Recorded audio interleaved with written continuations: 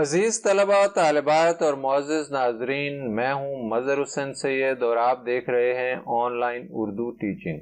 آج ہم بات کریں گے میر انیس کے مرثیے در مراد کے بارے میں۔ میر انیس کا یہ مرثیہ اردو سال اول کے نصاب میں شامل ہے اور نصاب میں شامل نظموں میں یہ سب سے مشکل تصور کیا جاتا ہے۔ مرثیہ کیا ہے، اس کی تعریف اور اس کے اجزاء کے حوالے سے ایک الگ ویڈیو موجود ہے، اس کا لنک ڈسکرپشن میں دے دیا گیا ہے، آپ وہاں سے اسے بھی دیکھ سکتے ہیں۔ تو آئیے بڑھتے ہیں مرثیے کی جانب۔ در مراد۔ جب کربلا میں داخلہ شاہ دیں ہوا، دشت بلا نمونہ خلد بری ہوا، سر جھک گیا فلک کا یہ اوج زمیں ہوا، خورشید محو حسن حسین حسیں ہوا، پایا فروغ نیر دیں کے ظہور سے، جنگل کو چاند لگ گئے چہرے کے نور سے۔ مشکل الفاظ کے معنی دیکھیے۔ در مراد، مقصد کا موتی، اہم مقصد، بڑی خواہش۔ مراد، مقصد، خواہش، ارادہ، غرض، معنی، آرزو۔ در، موتی۔ شاہدیں، دین کا بادشاہ، یہاں اس سے مراد امام حسین ہے۔ دشت، صحرا، ریگستان۔ بلا، مصیبت، دکھ، تکلیف۔ خلد، جنت، بہشت۔ بری، اونچا، بلند، عرفہ۔ دشت بلا، دکھوں کا صحرا، خلد بری، اعلی جنت، بلند مرتبے والی بہشت۔ فلک، آسمان، اوج، بلندی۔ خورشید، سورج۔ محو، مگن، مصروف۔ فروغ، ترقی، عروج، چمک۔ نیر، سورج۔ نور، روشنی، چمک۔ نیر دیں، دین کا سورج، یہاں مراد امام حسین ہے۔ اس بند میں میر انیس نے امام حسین کے کربلا میں داخل ہونے کے منظر کو بیان کیا ہے۔ امام حسین کی بہادری، جرأت اور دین کی خاطر شہید ہونے کی وجہ سے شاعر نے انہیں شاہ دین یعنی دین کا بادشاہ کہا ہے۔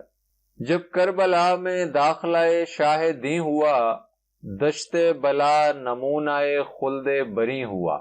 شاعر کہتا ہے کہ جب امام حسین کربلا کے میدان میں داخل ہوئے تو کربلا کا صحرا جنت کا نمونہ بن گیا، یعنی امام حسین کی برکت سے وہ ویرانہ بھی مہک اٹھا اور یوں لگا کہ جیسے یہ اجاڑ اور بیابان صحرا نہیں بلکہ جنت کا ایک ٹکڑا ہے۔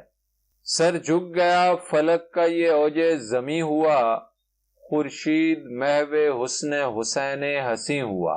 یہاں شاعر کہتا ہے کہ کربلا کی زمین کا مقام و مرتبہ اتنا بلند ہو گیا کہ آسمان نے بھی اس کے سامنے اپنا سر جھکا لیا۔ آسمان بلندی، رفعت اور بڑائی کی علامت ہے، لیکن شاعر کہتا ہے کہ امام حسین کی کربلا میں آمد سے کربلا کی زمین قدر و قیمت اور تقدس میں آسمان سے بھی بلند ہو گئی اور آسمان نے اس کے مرتبے کو تسلیم کرتے ہوئے اس کے سامنے اپنا سر جھکا دیا۔ خورشید یعنی سورج امام حسین کی خوبصورتی کو دیکھنے میں مگن ہو گیا۔ سورج روشنی، چمک اور نور کی علامت ہے، لیکن شاعر کہتا ہے کہ امام حسین کی خوبصورتی اور ان کے چہرے کی چمک نے سورج کو بھی مان کر دیا، کیونکہ ان میں سورج سے بھی بڑھ کر چمک اور روشنی تھی، اس لیے سورج ان کے حسن کو دیکھنے میں محو ہو گیا۔ پایا فروغ نیر دیں کے ظہور سے، جنگل کو چاند لگ گئے چہرے کے نور سے۔ یہاں شاعر نے امام حسین کو نیر دیں یعنی دین کا سورج کہا ہے۔ جس طرح سورج جب نکلتا ہے تو دیگر ستارے اس کی روشنی میں غائب ہو جاتے ہیں اور ان کی کوئی اہمیت نہیں رہتی، اسی طرح دین کے لیے امام حسین کی قربانی اور شہادت کا مرتبہ بھی سب سے بلند ہے۔ شاعر کہتا ہے کہ جب دین کا سورج وہاں چمکا، یعنی امام حسین کا کربلا کی سرزمین پر ظہور ہوا، تو ان کے چہرے کی چمک سے جنگل کو بھی فروغ حاصل ہوا اور وہ حسین ہو گیا اور اس کو چار چاند لگ گئے۔ جنگل خوف، وحشت اور بدصورتی کی علامت سمجھا جاتا ہے، لیکن شاعر کہتا ہے کہ امام حسین کے چہرے کی چمک سے جنگل بھی حسین ہو گیا اور اس کو بھی 4 چاند لگ گئے۔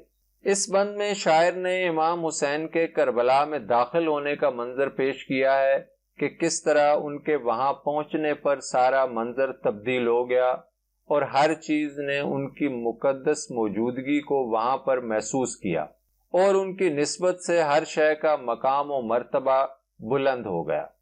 اسی بند کے حوالے سے محسن نقوی کے مرثیے کا ایک بند دیکھیے: مولا تو جی رہا ہے عجب بہتمام سے، سمجھے ہیں ہم خدا کو بھی تیرے کلام سے، کرنیں وہ پھوٹتی ہیں صدا تیرے نام سے، کرتے ہیں سبھی ذکر تیرا احترام سے، پایا ہے وہ مقام ابد تیرے نام نے، آیا نہ پھر یزید کوئی تیرے سامنے۔ عزیز طلبہ و طالبات اور معزز ناظرین، امید ہے آج کی ویڈیو آپ کو پسند آئی ہوگی اور میر انیس کے مرثیے کا پہلا بند آپ پر واضح ہو گیا ہوگا۔ اس ویڈیو کو لائک کیجیے گا، شیئر کیجیے گا، اور اگر آپ نے چینل کو سبسکرائب نہیں کیا تو اس چینل کو سبسکرائب لازمی کیجیے گا۔ ملتے ہیں جلد ہی کسی نئی ویڈیو کے ساتھ۔